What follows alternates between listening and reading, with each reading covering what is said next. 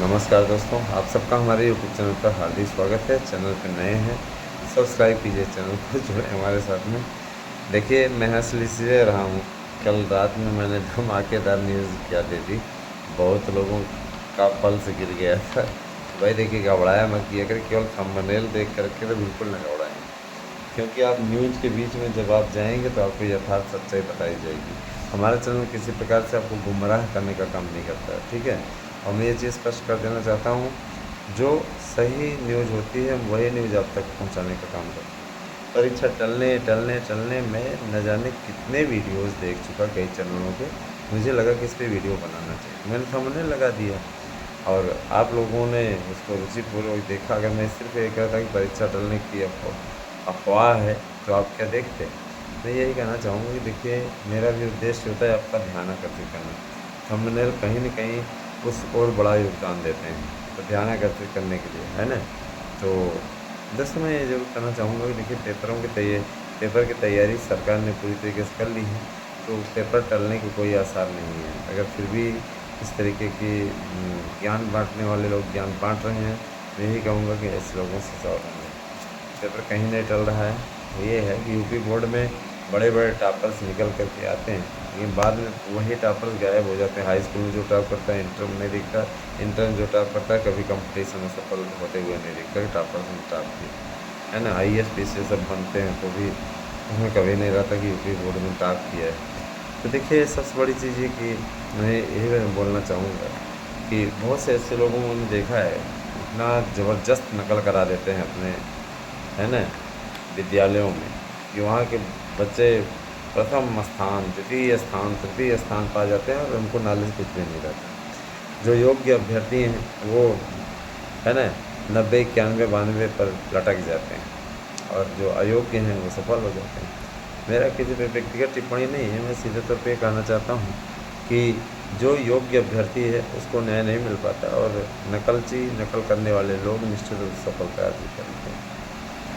खैर, ये UP board का मसला है, यूपी बोर्ड समझे। लेकिन मैं इतना ज़रूर करना चाहता हूँ, मैंने देखा कि कई ऐसे अभ्यर्थी हैं जिनको, विद्यार्थियों को सक्सेस होना चाहिए था, जिनको आगे बढ़ना चाहिए था, लेकिन वो आगे नहीं बढ़ पाए, उन्हें अच्छा नहीं कर पाए, है ना?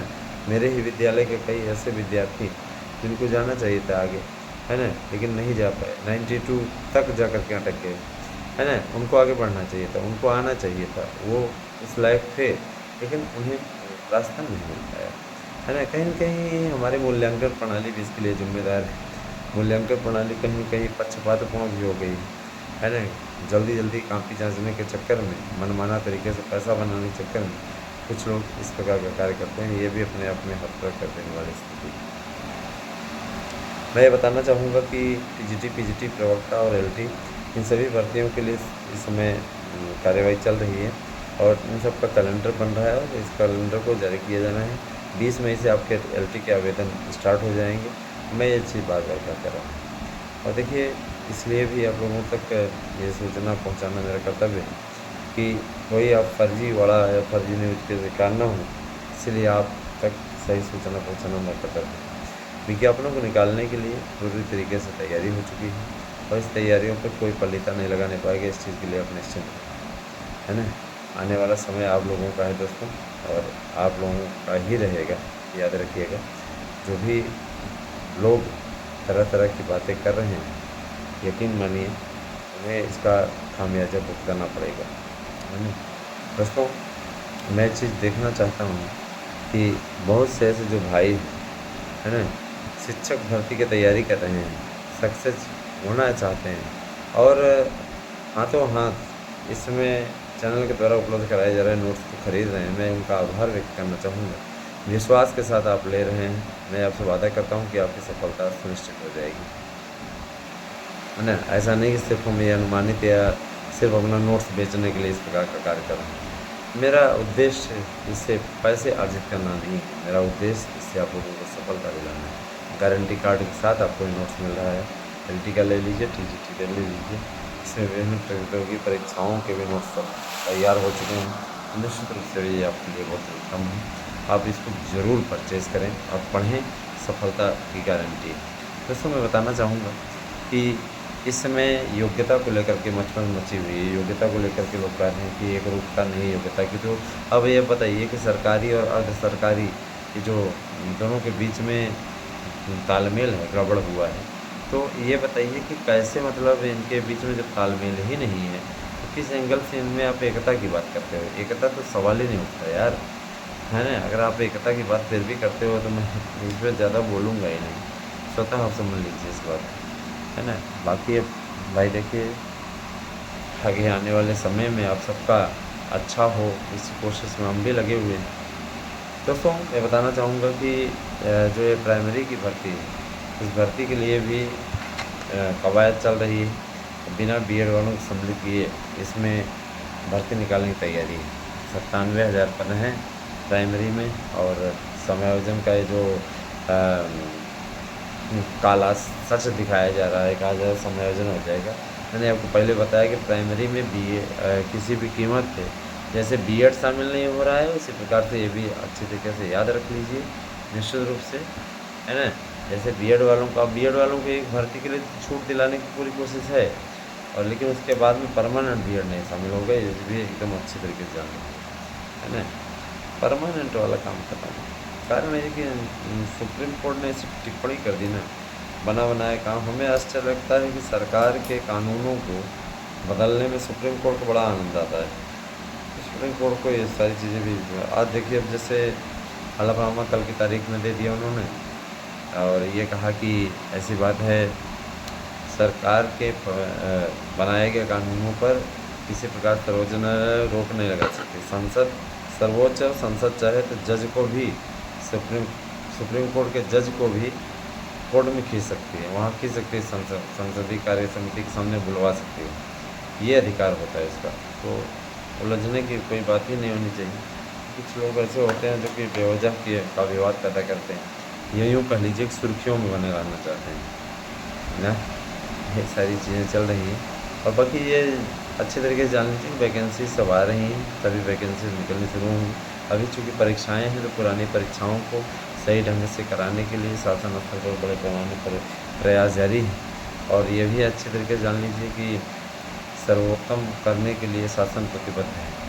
अपनी तरफ से उसके कार्य को करने में कोई लापरवाही नहीं, लावाली नहीं, सब बढ़िया तरीके से चल रहा है। और ये मान के चलिए कि बहुत जल्दी आपका विज्ञापन आपके समक्ष होगा।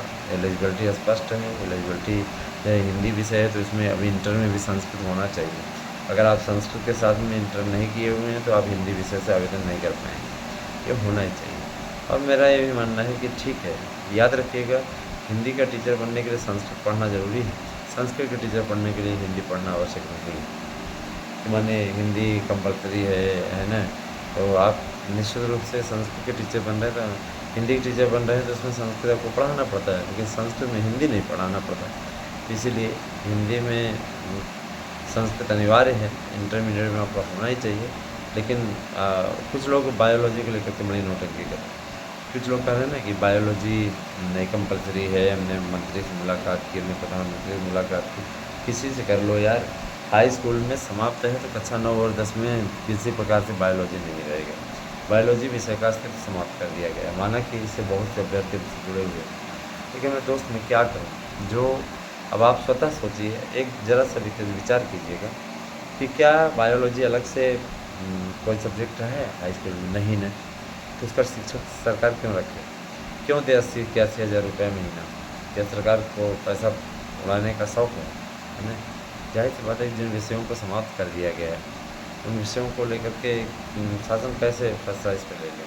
इसीलिए शासन ने डिसीजन लिया है कि अब जीव विज्ञान विषय जो है हाई स्कूल स्तर में नहीं पढ़ाया जाएगा। इसको लेकर के अब किसी प्रकार कोई चर्चा नहीं होगी, और इस चीज़ के लिए उन्होंने पूरी तरीके ताकीद की है, और आगे इस दिशा की ओर बढ़ते ही जा रहे हैं। मैं ज़रूर कहना चाहूँगा कि जितना लोगों को कहना था लोगों ने कहा, जितना सुनना था लोगों ने सुना, और अब आयोग के काम करने की बारी है। आयोग अच्छे तरह से असिस्टेंट प्रोफेसर का पेपर किया, और इस बात का भी खंडन कर दिया कि पेपर कोई आउट हुआ था। जो लोग ये अफवाह फैला रहे पेपर आउट हुआ था, अफवाह फैलाने वाले लोग हमेशा रहेंगे दोस्तों, उनको कोई नहीं रोक सकता। ये चीज़ अच्छी तरीके से जान लीजिए। लेकिन ये तो तय है है ना। ये तो तय है कि अफ़वाह फैलाने वाले ज़रूर मारे भी जाएंगे, क्योंकि शासन पूरी तरीके से उनके पीछे पड़ चुका है। अफ़वाह और गलत धारणाएं फैलाना, भ्रांतियाँ फैलाना, ये भ्रम का शिकार करने वाले चैनल निश्चित रूप से कुछ भी बहुत ज़्यादा नहीं कर सकते हैं। मित्रों, मैं इतना ज़रूर जानता हूँ कि अगर आप और हम इरादा बनाएं तो ऐसे चैनलों का उद्धार कर सकते हैं, है ना। ऐसे लोगों को आप ही लोगों ने आगे बढ़ा के रखा हुआ है ना। ऐसे लोगों के चैनलों का बाइकाट करेंगे तो ज़्यादा अच्छा रहेगा। आप लोगों की ऑथेंटिक न्यूज़ चाहिए तो यहीं मिलेगी। हम कोई विज्ञप्ति नहीं पढ़ते, हम कोई बकवास नहीं करते, हम सीधे तौर पे जो भी उठाते हैं पॉइंट, उन पॉइंटों को आपके समक्ष रखने का प्रयास करते हैं, है ना। और मैं यही कहना चाहूँगा, सब कुछ अच्छा होगा, चिंता करने की बात नहीं है। लगे रहिए, निश्चित रूप से सफलता आपके कदम चूमेगी। बहुत बहुत धन्यवाद दोस्तों, आप सभी ने शुरू, थैंक यू।